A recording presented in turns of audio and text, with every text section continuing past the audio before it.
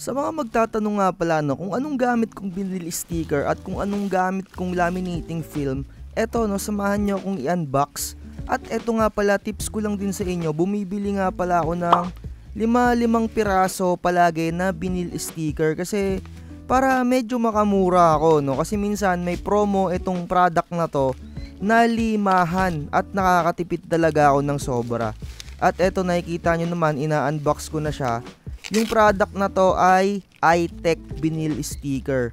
So wala nga pala akong nakikita pa na mas tatapat dito sa quality nitong iTech vinyl sticker na to. At kung naaalala nyo, meron tayong product na tinesting nung nakaraan, yung Gagmax na vinyl sticker.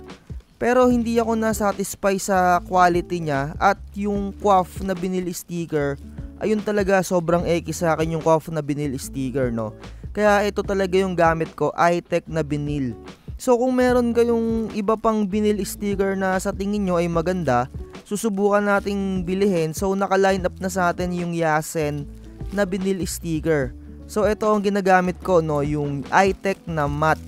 5 piraso lagi yung binibili ko at tip ko sa inyo, huwag kayong bibili ng sobrang dami na vinyl sticker, huwag nyong i-stock. At nakikita nyo naman itong laminating film ko, ito yung combination ko dyan, yung Yasen na laminating film na glossy. Ayan yung ginagamit ko.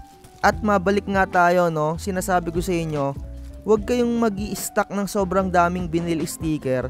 Ang bilihin nyo lang yung kaya nyong ubusin or yung kaya nyong maibenta ng agadan, kasi kapag ini-stock nyo yung vinyl sticker, medyo na-expired yung kanyang coating, pumapangit yung pagkaka-print nya. At eto naman no, yung glossy na photo paper, eto yung ginagamit ko sa low cost ko na printing. Nag-expired nga pala kasi yung kanyang coating yung sa mga vinyl sticker kapag nai-stock, pumapangit at humihina yung dikit. At eto no, nakikita nyo tong sticker na to. Ito nga pala yung binalik sa akin nung aking client kasi dati ang gamit ko iTech plus phototop na QWAF. Sobrang pangit ng phototop na QWAF. Huwag kayong bibili nun kasi kumukuluntoy talaga siya no. Nakikita nyo no, kumukulubot siya. Medyo talagang nalugi pala talaga ako dyan, hindi pala medyo. Talagang nalugi ako dyan kasi inulit ko lahat ng sticker niya, sobrang dami. Ayun no, kumukulubot. Syempre para hindi tayo masira sa client, kailangan natin palitan yon. Ayun no, pangit sobra talaga ng QWAF kasi sobrang kapal nung GSM nung QWAF na laminating film, kaya nagpalit ako ng Yasen. Sobrang ganda na itong Yasen. And then so far wala pa naman ulit na bumabalik na customer ko sa paggagawa ko ng sticker. So ayun lang no, sana nakatulong tayo no, na ma-share ko yung gamit ko.